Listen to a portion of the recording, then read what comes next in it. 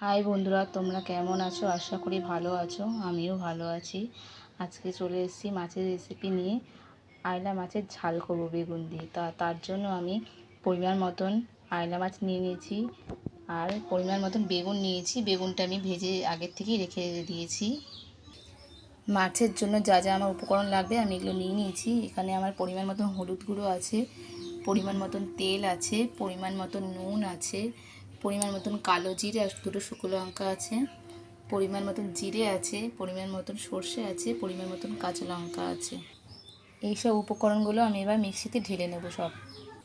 মাছটা করার জন্য কড়াই বসিয়ে দিয়েছি। এবার আমি পরিমাণ মতন তেলটা দিয়ে দেব।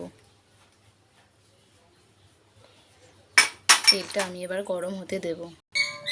মাছটা আমি এবার সব একে একে এই পাত্রে নিয়ে নিলাম।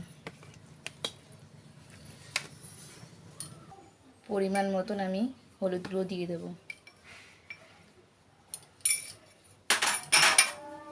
পরিমাণ মতন নুন দিয়ে দেব,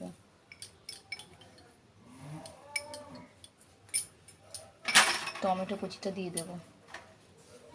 আর আমি মশলাগুলো সব মিক্স করে নিয়েছি, সব আমি ঢেলে দিচ্ছি। আর আমি কিছুটা তেল দিয়ে দিলাম। এবার সব কিছু আমি ভালো করে মিশ্রণগুলো মাখিয়ে নেব। সব কিছু আমার ভালো করে মাখানো হয়ে গেছে, দেখুন আমার গরম হয়ে গেছে তেলটা। এবার আমি একটা শুকনো লঙ্কা চিড়ে দিয়ে দিলাম, একটু কালো জিরে দিয়ে দিলাম, একটু নিয়ে নিলাম। এবার আমি একে একে মাছগুলো দিয়ে দেব।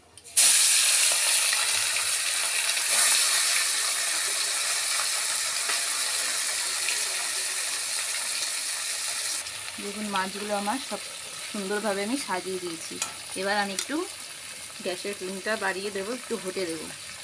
এবার আমি একটু মাছটা হালকা আমি উল্টে দেবো একটা করে।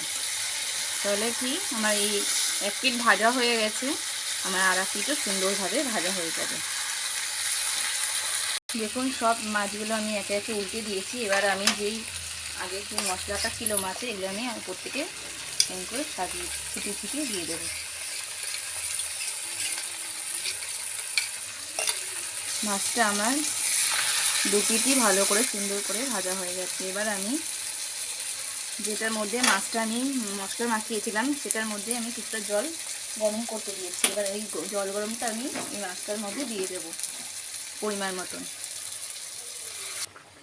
পরিমাণ মতন জল আমি দিয়ে দিয়েছি। এবার একটু এটা ফুটতে দেব। মাছটা আমার এবার রেডি হয়ে গেছে। এবার আমি গ্যাসের ফ্লেমটা বন্ধ করে দেব, ঢেলে নেব। মাছটা আমার ঢালা হয়ে গেছে। এবার আগের থেকে যে বেগুনটা আমি ভেজে রেখেছিলাম ওগুলো একে একে আমি এরকম করে সাজিয়ে দেবো, কারণ এর সাথে দিয়ে ফোটালে বেগুনগুলো সব গলে যাবে। তাই আমি এগুলো আগের থেকে ভেজে রেখেছি। এখন নামানোর পরে আমি এগুলো সুন্দর করে সাজিয়ে দিচ্ছি, দেখতেও ভালো লাগবে আর বেগুনগুলো গোটা গোটা থাকবে। আজকের রেসিপি আমার বেগুন দিয়ে আয়লা মাছের ঝাল। আপনারা আমার মতন করে খেতে পারেন, না ভেজে মশলা মাখিয়ে করেছি। ভাজার থেকেই মশলা মাখিয়ে করা খেতে খুব সুন্দর টেস্ট, ইলিশ মাছের মতন খেতে স্বাদ।